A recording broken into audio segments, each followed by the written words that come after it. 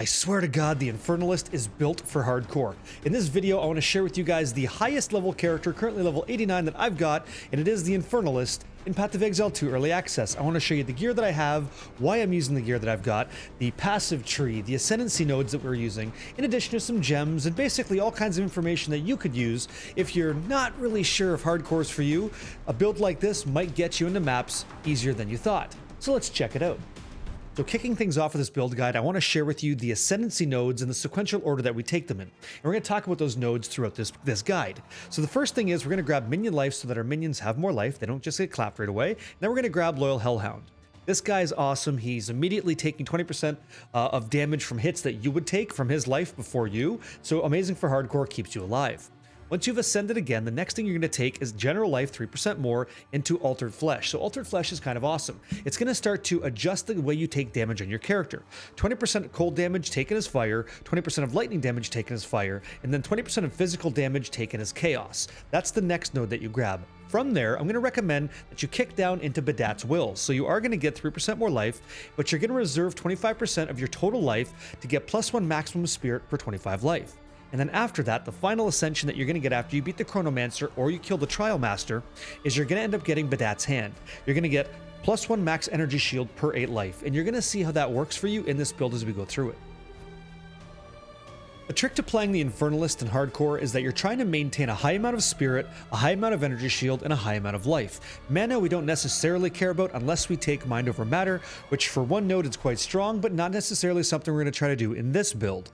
So the reason that you want to get as much life as you can, and as much energy shield as you can, and as much spirit as you can, is because they function for the following reasons. So spirit, the amount of spirit that you have allows you to summon X amount of minions to do your bidding. So in our case, we're going to be using the Skeletal Arsonist as our main skill gem.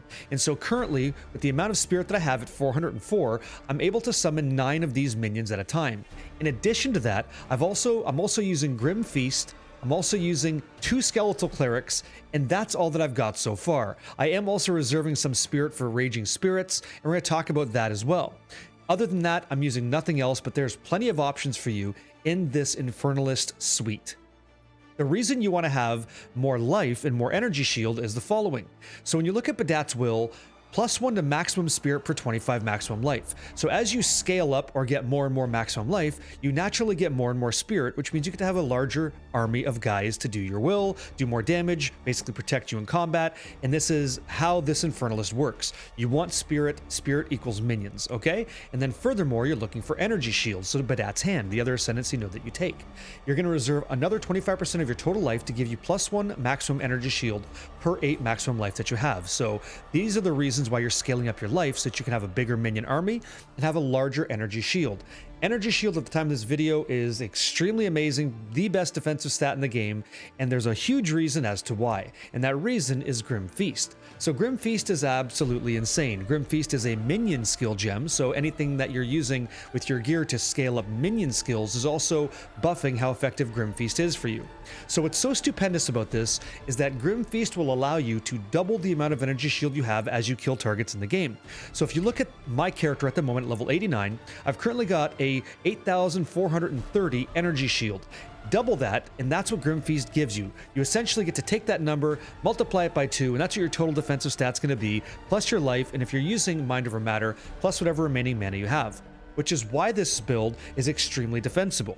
You're already taking 20% of damage from hits to your dog, and then you're also going to have this massive energy shield behind you. This whole setup with this kind of spirit, going for life, going for energy shield, will allow you to just survive combat in content that you may otherwise fall to on other builds. The skill gems I'm using for the build are as follows, and yours may be different if you're not using this item. So I'm currently using a Rattling Scepter. The Rattling Scepter implicitly gives you Skeletal Warrior minions. It gives you 2 of them. So if you're using a different kind of scepter, you don't have the Skeletal Warriors for free. You do have to spend spirit on that. And since I have this scepter, I don't have to spend spirit. So that's why you might be different than me. So now that that's out of the way, this is what we're supporting Skeletal Warrior with. Splinter. So Splinter is going to allow you to break armor equal to 15% of the physical damage dealt by these 2 free Skeletal Warriors. Next up, we're going to be using Maim support. So they're also going to enjoy Maim. Maim says enemies suffer from 30% slower movement speed and 15% reduced evasion rating whenever they get hit. Furthermore, we're going to hit them with blind, so they have a 100% chance to blind enemies, and that means being blinded causes 20% less accuracy rating and evasion and lasts 4 seconds unless otherwise specified. So as long as these guys are giving out free tattoos, these guys are blinded, maimed, and their armor's getting shattered, so they're having a real bad time. Finally, based off the level of this scepter, I get more additional support, so the higher my scepter, the other supports that I get, which is why I'm not currently maxed out on this. I don't have a high enough level scepter. I've currently got Culling Strike, so Culling Strike's awesome. Culling Strike says this: Culling Strike kills normal enemies if their life is at 30% or below. Magical enemies are instantly killed at 20%, rare 10%, and unique 5%. So one tap, one touch from anything that we do from these guys is going to immediately kill content in the game, depending on how difficult that content is. Next up, we're going to talk about the Infernal Hound, which is the guy that we summoned from our Ascendancy, if you go back and remember that. So at the moment, we're currently supporting our Hound with the following: Meat Shield. So minion, this is local to him. So minions from supported skills of 50% more life. I checked this out, and it's not all minions, even though you would think that all minions get this. It's just the dog based off the stuff that I've seen. So Meat Shield says minions get 50% more life, and you'll see how that matters in a minute. We're also going to give him fire exposure. So the supported skills, which this dog has, inflict fire exposure for 8 seconds on igniting an enemy. And this dog is going to ignite things all the time, and you're going to see how. Then we're going to have strip away. So the exposure, this fire exposure that we're affecting things with, is now increased by 30%. And then finally, I've got brutality. So this dog deals 35% more physical damage, and it deals no chaos damage and deals no elemental damage. I want to expand the Infernal Hound's damage for a second just to show you some stuff. So first of all, when we scroll down the Summon Infernal Hound tag, we kind of scroll all the way to the bottom. Even though we're using brutality, everything is still going to enjoy 4,434 fire damage at the moment. That's still going to occur. And if you look at the basic attack information for this dog, you'll notice with brutality, he's dealing 6190.06 damage per second. His average damage per use is 6,868.79, and that's his attack time. So if we take brutality off, you'll notice that his damage is being affected by that. And if you look at the fire damage, it's not changing at all. It's still 4,434 with or without brutality. So I'm going to recommend, with the setup of Splinter and the dog working together, just toss brutality on there and enjoy 35% more, and more means multiplicative physical damage with this dog. Okay? Next up, we're going to be using Pain Offering. So Pain Offering is going to allow you to sacrifice one of your minions to get some kind of buffed effect. And this aura or buff is going to give our minions 30% increased attack and cast speed. It also grants them 51% more multiplicative damage while it's up. And we're currently supporting that with Magnified Effect. We're going to be using Persistent, so it lasts longer, it is a bigger area, and then Font of Rage. So this is kind of interesting. So Font of Rage is great. It's going to allow things to become raged, and raged means Rage grants 1% more attack damage per 1 rage gain to a maximum of 30. So basically 30% more attack damage, but they are going to lose 1 rage every 0.1 seconds if they've not taken damage or gain rage in the last 2 seconds. And only 1 hit every 0.5 seconds can cause you to gain rage. Finally, we're going to be using Ablation. So Ablation makes you, as the caster, sacrifice 15% of your life to increase the effect of Pain Offering. Next up, we're going to be using a skill called Flame Wall. If you're a caster, you might be very familiar with this. So Flame Wall is going to basically do this for you. It's going to allow you to put down a fire spell and also summon these raging spirits. That's why you might hear SRS, that's summon raging spirits. So to show you what that looks like, it's simply this. So Flame Wall is supported by Fortress, it's supported by Spell Cascade, and it's supported by Arcane Tempo. So Arcane Tempo is going to allow our Flame Wall to come out faster, but Cascade makes it look like this. You're going to see 3 different circles. That's all Flame Wall. And finally, Fortress makes that Flame Wall circular. So you'll notice that every Flame Wall, watch the buff bar at the top left, every Flame Wall cast we have is going to summon 5 Raging Spirits. It can't summon more. You're going to get 3 Firewalls, and then you're going to get 5 Summon Raging Spirits. So you're going to cast 2 of these in quick succession to get your 10. And if you have quality inside Raging Spirits, if I hold Alt, I can see it, it can summon 1 additional Raging Spirit. So I should be able to get up to 12 if I just sit here and hold it, and I get 11. And so the main attack for this build, kind of a lazy play, is Skeletal Arsonist. So the idea is these guys are going to be lobbing hot bombs the whole time, and they're going to be clearing all the content forest. While it's not the highest damage in the game, for me it's the most comfortable and hardcore. And just before I made this video, I hit the perfect Jeweler's Orbs. This is awesome timing, so I can show you how I'd probably link this going forward and what feels good in T15 clears and fighting bosses. So first and foremost is Martial Tempo. So supported skills of 25% more attack speed. All of your guys are going to attack faster. The next thing is Scatter Shot. While there's going to let them do 20% less damage, it is going to have them fire 2 additional projectiles, which basically gives them more damage overall. You're then also going to use Feeding Frenzy, so these guys are going to do 30% more multiplicative damage, but they're going to take 20% more damage. But that's not a big deal. Our clerics kind of take care of that for us, and I'll show you that when we get there. Next up, I'm using Heft, so supported skills of 30% more physical damage. And then finally, Fire Infusion, so support attacks gain 25% less damage of cold and lightning, but 25% more damage is extra fire damage. So if I sort of break this out by expanding this, you can see that their main attack is called Firebomb. And Firebomb deals a decent amount of physical and fire damage, and not so much on the rest. I think the rest is coming from my Scepter, if I'm not mistaken. Yes, it is. So this is primarily a physical fire-based minion that you summon, and if you ever want to, you'll notice on my skill bar I'm not currently using this at all. I'm not using Explosive Demise, but the damage on Explosive Demise is good if you have mana regeneration to support it, and this is not a focus for me at all. I want this to feel good. I want to be very lazy. I want to press one button and just walk through the game comfortably, but if you want to min-max it, there's a few different things you could do. One of those would be using Explosive Demise. You'll notice that the damage on this is pretty high, considering that it's all fire damage at 3,578 to 5,369. Now again, I'm not even using this, but you're basically going to sacrifice minions. It says detonates an allied minion whose current life is below a threshold, dealing heavy damage to nearby enemies. So you're essentially kamikazing some of these minions to blow them up to just deal immediate damage. And since I'm not really doing that, I'm relying more on this natural flow of damage per second. And currently I'm looking at 5,344.49 DPS with an average damage per hit of 4,529.23. And that's before we use Pain Offering or anything like that. Okay? Next up is going to be the Summon Raging Spirits. Now, this is what's happening whenever we cast our Flame Wall. So these little floating red skulls, these flaming skulls that you're going to get really, really early in the game, that is Raging Spirits, okay? And Raging Spirits is currently supported by Fire Mastery because Raging Spirit is a minion persistent fire duration skill. It's also supported by Minion Mastery, and then it's supported by Elemental Focus. So this cannot inflict Ignite, but it doesn't have to because the Dog Forest, this Infernal Hound, is going to allow it to ignite anyway. So everything's going to be ignited already. It doesn't have to deal any kind of ailments, any kind of elemental ailment damage. And that's what Raging Spirits is currently supported by. Finally, I'm going to amplify all the damage that we deal when it comes to fire damage with Flammability Curse.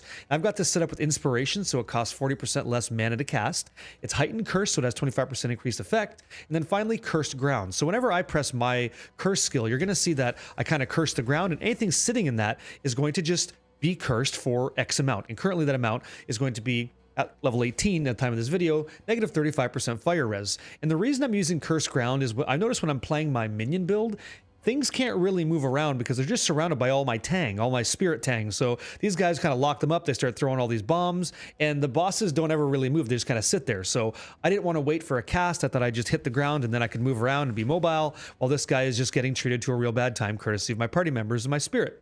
So that's what I'm using for flammability. Next up is Grim Feast. Again, arguably one of the most impressive defensive skills in all of Path of Exile 2 Early Access. We are naturally going to dip right into that. So what you're looking for is you're grabbing these remnants and you're just double dipping on your entire energy shield, which again, we're currently sitting at 8,430. So we're somewhere north of like 16,860. It's ridiculous and you feel really comfortable in hardcore, which is why I think you might surprise yourself and be a map sooner than you thought, because it's difficult to die when you have that much defense. It really is tricky, especially if your resistances are capped. So we're going to support Grim Feast with Clarity. So we have 30% increased mana regeneration rate when Grim Feast is active, and it's always active. So it just sort of supports our mana. So whenever we're sitting here casting all the time, that's pretty much how it feels. Like you're never really going and then if we're going to be dropping any kind of soul offering or anything like that, even our curses, like your mana just kind of comes back comfortably and you don't really have to rely on the mana potion.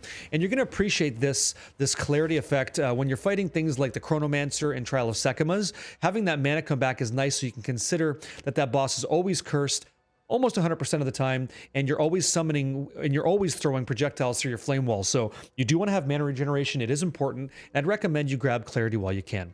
Another thing, if you can support it with Spirit, if you have any additional one, I would say is Cannibalism. Getting 4% life recovery on kill might be helpful. It may counteract the ablation requirement for this skill right here when you use Pain Offering, right? You'll notice I took some life there. It's 15% life loss.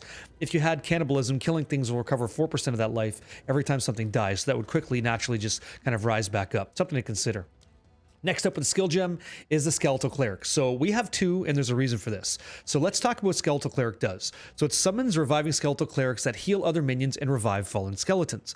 So this guy is going to support his friend, his tag team partner, Skeletal Cleric. So one cleric is going to heal the other cleric, and one cleric is going to resurrect the other cleric, which can subsequently make sure that everything's getting healed at all times. And if one cleric goes down, it's likely that one is still up. So one chains to the other one, and then both the tag team partners will heal your whole army. I'm currently supporting that with Elemental Army to give them more resistances, keep them alive. Last Gasp is currently supporting this, so whenever a cleric would die, for 4 seconds, they're still alive when their health reaches 0. So it's unlikely that there's ever a window where the clerics are not there. They're always around to keep the army alive. Finally, Ingenuity. Supported skills with 30% increased cooldown recovery rate.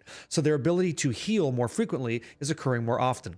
Finally, I did experiment with the Skeletal Storm Mage because I wanted to have a way to give my army some sort of shock multiplier. And currently I don't have that because I don't have the spirit to support it on my gear. We'll get to that in just a minute, but I would recommend trying that. I would recommend getting one Storm Mage in the build if you want to, and you could also try getting a sniper in there. So the sniper would allow you to get some sort of poison gas in the build. You could ignite that gas with your ignition from your Hellhound and then rapidly break the armor quicker and do more damage. I need to experiment with that. I've tried it, wasn't a big fan.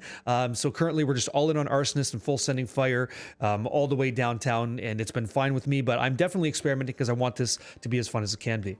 Finally, I do have Blink on weapon swap, so I do have the option whenever a map is kind of got this roadblock, I can press X and then I kind of like teleport up, and you'll notice that I just press X again to get my minion back. It's really good, my minion army back, really good for repositioning minions or getting them to re-engage with content where maybe there's kind of stagnant and standing still. So again, really quick, went over that a little bit quick, but you can do a weapon swap to change the position of your minions if they're locked in a door, not hitting the way you want, things like that. And in my keybinds, I've got shift left click to kind of point my army where to go. And because we're using a shield, right, we have shield raise. So whenever we raise our shield, some of our minions are going to walk in front of us to protect us. Kind of a natural benefit of playing the build. So let's go ahead and talk about the gear that we're using at the moment and what's up with that. So let's check out the gear that I'm using so far at level 89. I am using a Rattling Scepter, and this again gives me 2 Skeletal Warriors implicit. That's what Rattling does. It's got plus to minion skills, which is something you absolutely want to go for every time. On Scepters, you're looking for plus Spirit, and you're looking for plus minion skills. After that, I think you want to look for increased minion life, and then any kind of additional damage or crit hit chance or crit hit damage that you can get. And currently I'm at plus 4. Just be aware that Scepters can roll up to plus 5 minion skills at the end of the game. As for my helmet, I've got a advanced tribal mask, but I would recommend looking for a feathered tiara, as that base has the highest energy shield available in the game, which will subsequently make you even more tanky in the format because of the way Grimfeast interacts. But you want to make sure that you're getting plus 2 to level of all minion skills and as much energy shield and life as you can, and a little bit of rarity and chaos res would be kind of nice there too. As for the amulet slot, you have a lot of choices here. You can go for a solar, a gold, a lunar, or bloodstone type. I've currently got jade, which is giving me implicit dex, which is not necessarily a bad thing. I need that for some of my support gems, but it's not ideal. Again, solar, gold, lunar, or bloodstone would be good. When it comes to an amulet, you're looking for all sorts of things, but primarily you want to get minion skills. Minion skills is good, energy shield is nice, rarity is good, cast speed feels good when you're trying to get your spells out like Flame Wall or your sacrifices. Again, you're looking for just defensives, right? Energy shield life plus to minion skills is number 1. That can roll to plus 3. Get that if you can, and then resistances to stay alive. I'm currently using Oaksworn, and in hardcore, I'm not moving from this. While I understand there are options for you, Oaksworn Sigil Crest Shield is something you can use and get very early on. And what makes this shield lucrative is the Spirit. This shield comes with Chaos Resistance and Spirit. Remember, you need Spirit to summon things. So this Corruption did give me additional block chance of currently 70%. So we're naturally kind of leaning into that. And block is amazing in this game. If I show you what block does, I'll hold Alt here. We're going to mouse over the word block. So block completely prevents the damage of incoming strikes or projectiles. So if I mouse over that, I'm going to go ahead and click on this to pin it. I'm going to mouse over, what do they mean by strike? Well, strike is a melee attack that directly hits with weapons or body parts. Slam attacks do not count as strike. So big birds that kind of drop the bomb on you, that doesn't count, but anything that is anything listed there does, not slams. Projectiles. A projectile is a moving attack or spell that usually impacts the targets when it hits them. So don't think for a second that strikes or projectiles just means like, you know, basic attacks or arrows. It could actually be spell projectiles. Things like Spark. Spark is a projectile. Eye of Winter, that's a projectile. Those things can be completely blocked and prevented when you use Raise Shield, which is what we're using on left click, excuse me. And by the way, raising that up brings your minions in front of you. Another defensive layer, which is why this class frickin' slaps in hardcore. Again, Oaksworn, grab this, use this, rely on this, and there are options to change out if you want to, but that's the build, and this is what I'm using so far. As for the rings, I do think you want to look at using breach rings. Breach rings are amazing because breach rings allow you to have quality up to 50% where other rings cap out at 20%. And for me, the quality I'm looking for is life because I want to get as much life as I can, again, because of our Ascendancy and how that kind of plays out with our energy shield and our total spirit. I want as much life as I can. So I'm looking for life, I'm looking for resistances, I'm looking for rarity. That's what I'm looking for. Mana regen's nice too, but I'm looking for life, I'm looking for rarity, and I'm looking for resistances, period, on both of these rings, okay? As for the chest, the body armor you can use, there's a lot of options here. You can use a shaman's mantle, which implicitly gives you spirit, not a bad thing considering you want to summon a big army. You could also use a Keth Raiment, or Expert Hexer's robe. Expert Hexer's robe has the highest energy shield base possible. So if you're looking for a more defensive approach in hardcore, you could definitely go with Expert Hexer's robe. I did, and it was awesome. But currently, I've corrupted this, and this is what it looks like. So we're looking for things that have energy shield on it. We're looking for life, and we're looking for resistances. If we could corrupt spirit, that'd be great. If you can corrupt extra slots, that's good too, because you can use iron runes to increase the evasion or energy shield or armor value, the defensive node, the defensive modifier, excuse me, on this slot, which is very, very good. You want to be able to use that as much as you can, by the way. You want to be able to use iron runes everywhere so that you can increase and improve the energy shield you have throughout your character. And the ability to do that means you had high rolls on your jewelry, your belt, things like that. And since I haven't quite got that yet, I am relying on certain things like maybe I'm using desert runes, or maybe I'm using other kinds of runes like storm runes to cap out my resistances on my character. And currently I'm at 76, 74, 76, so 1 point off on cold. You hate to see it. Next up, we have gloves. The gloves, not bad. The Expert Intricate Gloves is the highest in-slot energy shield base you can get in the game. And again, you're looking for things that give you resistances. Mana or life when enemies are killed is good. Mana helps you, again, have that quality of life, free-flowing combat. Getting mana regeneration pseudo feels kind of good. But you're looking for energy shield, life, and you're also looking for resistances on this glove, primarily. When it comes to a belts you have options. So I'm currently using a fine belt, which means all of my flasks gain charges per second, which is nice for bosses. But I think I would like a long belt if I could choose. Long belt for me, I mean, fuck, I'll take an ingenuity. Don't get me wrong, that's totally fine. But long belt if I don't get that. And you're looking for things like life on this. You're looking for things like resistances on this. Other than that, you don't really care. When it comes to boots, there's a huge stat you want, and that is movement speed. Movement speed is quality of life, and when it comes to boots, the Expert Feathered Sandals is the best in slot, and the Silk Slippers is second. It is Ricky Bobby rules, and this is the best boots I've got so far. So Expert Feathered Sandals would be the go-to if you can find them, but for me, I'm looking for movement speed, I'm looking for energy shield and life, I'm looking for resistances. After that, I want rarity. Rarity helps you, it just helps you get other currency. If you're in SSF, you don't care so much about rarity, but if you're playing trade leagues, you do. So I would like you to get energy shield, life, after you get movement speed, and also look for resistance on your gear. When it comes to a swap weapon, just go ahead and get anything that is a chiming staff. You don't really care. You don't want to be on this staff too long. You're just using this as a weapon swap so that you can reposition your minions, or potentially, like I said before, just kind of teleport and blink around. Okay, that's what you're looking for. And that's the gear for the build thus far. So I want to go over the skill tree. So when I started off the character, I think it's natural to go off the left tree. You're going to grab all the additional damage, and you're going to grab raw destruction. But at some point, when you ascend, you are naturally going to want to kick over into the right tree, which is going to give you more energy shield. Ultimately, you're going to get pure energy and additional nodes that keep you alive and your minions alive. And so just in principle, things you're trying to do in the hardcore tree, you're trying to make good defensive choices that also yield damage for you and your minions and keep you alive is the goal. So you'll notice that we kick off to the left-hand side of the tree ultimately to get more block, and I'll explain, because we're using a shield, why that's important and how that works. But let me go through some of the choices here. So we are going to grab pure energy, good energy shield, +2 intelligence, which gives us more mana, by the way. Every 1 int gives you 2 mana, so feels good having a bigger mana pool, especially if you are going to take mind over matter later. So we're also going to grab dampening shield. It's going to give us additional energy shield and stun threshold, so we don't get stunned as often. So things like breaches and ritual where we could be stunned, it happens less frequently because we have things like dampening shield. We're also going to grab living death, so minions have 15% increased life. And let's just talk about this before we go any further. Why do we care about minion life? Well, if we bring it back over to our dog here, right, you're going to see that your infernal hound here does something. So minions ignite enemies within a radius of 1.5 meters as though dealt base fire damage equal to 20% of minion max life. So that's the whole thing. I didn't appreciate this when I was playing the Infernalist, right? the higher their life total is, the more you're igniting them. So the harder you're hitting with that. So you do want to scale up life, but not at the consequence of damage. It's just sort of like a nice to have, and you will feel the effects as you build this out and get higher level. So that's why we're going to grab Living Death. And then for you as a player, you are going to navigate down to grab Insightfulness. It gives you everything you want in life, right? Not death. It gives you energy shield, gives you intelligence. It's going to give you mana regeneration. You can also grab melding, which is going to increase your energy shield by 40% while reducing your mana by 10. You don't care. Take this. It's worth it. It is a huge defensive boon to you. Then you're going to navigate up. You're going to grab Gravedigger. So your minions are going to revive 15% faster. By the time you get to this tree, you probably aren't taking clerics yet. And so you're going to want to get this so that your minions are not really dead all that frequently. If they get hit by a big troublesome minion, like a rare or something, maybe a boss, they're coming back to combat quicker, so you're not feeling like you're all by yourself playing solo as a necromancer. You're also going to grab Necrotized Flesh. This is going to give minions 40% increased max life, which is more damage, and then minions have 10% reduced life recovery rates. So they're not really recovering as much, but they're pretty tanky. They're going to get a lot more life out of this. Definitely grab that node. You're going to move over to a Relentless Fallen. So minions have 20% increase in movement speed, and they're also going to have 8% increase attack and cast speed.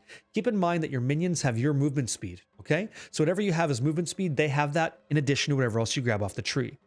You're then going to kick down and go over to the left, which is where you're going to start to grab Restless Dead, so they revive faster. So you have 25% here. You're having two huge nodes here, 25% there, and then you're also going to have 15% here, in addition to some of these minor nodes that are also going to increase their ability to resurrect faster. And so you are going to grab Restless Dead. You are going to grab Growing Swarm if you want to with this build. So all your minions have increased area of effect, which is going to help with your Arsonists, and they're going to have 20% increased cooldown recovery rate, which is also good for your Clerics, okay? And then eventually we do grab Heavy Buffer. It's just massive. We have 10% reduced life at the benefit of 40% more max energy shield. Generally speaking, this is more EHP, effective hit points. It is a larger hit point pool by grabbing this, so this is why we do it. It also makes for a pretty comfortable connection to the tree later on. So I'm currently building this with Grip of Evil, so I want to give them critical strike chance and opportunity and bonus. So that's why I'm going up over here. Some builds may go into Entropic Incarnation, which is fine. I'm currently not forcing them to do chaos damage. We're just dealing crits. I want to do double damage and then increase the amount of damage with the damage bonus when they do crit. So this is our selection up here. Then we navigate all the way up. And down to the left, we're going to give these guys Holy Protector. Minions of 25% increased max life. Again, helps with the ignition. Then they're also going to get Bringer of Order. So you're going to see something weird here. I'm going to take this jewel off for a second. They're going to get 25% increased damage, but there are additional damage nodes all the way through and through, which feels kind of nice. And then we're going to kick down here into the shield tree, which is going to give us the following. So Ancient Aegis is very, very nice. It's going to be 60% increased armor from our equipped body armor, which at the moment would be 0, but we do get 60% increased energy shield from that body armor. So you're trying to get, and that's why I mentioned before, something like an Expert Hexer's Robe. That would be very, very good because a node like this is going to amplify that amount, which is very, very nice. Finally, we're also going to grab Wide Barrier. I wasn't initially going to grab this, but it's very, very good because of what block does. Again, the ability to completely just stop that damage that you take, it's worth it. You are going to take a penalty of 25% global reduction on all your defenses, and defenses are things like evasion, armor, energy shield, but I'm telling you in hardcore, it's worth it so far. And so the nice part is when you're in this cluster, if you happen to grab a jewel like this, a time lost sapphire you get by running Trial of Sekimas, you can really amplify the benefits of these selections. So I was lucky enough to find this myself and we're using it. So minions are going to do more damage. I'm also going to recover life and mana on kill. And I don't expect anybody to have this. It's just like in addition to if you can get it. So notable passes in the radius also get magnitude of ailments we inflict. And then notables in the passive tree, this is the gross one, also grant minions 10% increased critical hit chance in addition to what they've already got, right? So when I put this in here, you can see all these different nodes are definitely increasing all the benefit that I'm enjoying on all these nodes. And if I want to grab thickened arteries, I can, even though I don't really care about it. It might actually just help me do more crit on my minions, right? Or more damage. It's just awesome to have options. Next up on the tree, I do go all the way up to Lord of Horrors. I had originally tried Right Hand of Darkness, and I did try Left Hand of Darkness. It felt okay. Getting the additional area of effect and inflicting Wither was cool when I was kind of coupling Wither with the ability to do chaos damage with Entropic Incarnation, but I ultimately got out of that. It wasn't something that we needed, and there seemed to be better options. So once I had this, I grabbed Enhanced Barrier. Again, +1 all max elemental resistances is going to save you from taking significant damage in the end game, in my opinion, and you want as much energy shield in the build as you can get. You're also going to grab Necrotic Touch so that your minions have 40% additional critical hit chance with additional 10 damage on the way in, which feels great. because we're trying to make them crit and we're trying to do big crit damage. We're going to navigate over up the tree to grab Patient Barrier, and we're also going to grab Ingenuity. So that's 25 int is 50 mana, and it also helps pay off some of those skill gem requirements and support gems. So that is currently where I'm at so far. This is the build, and hopefully you enjoy.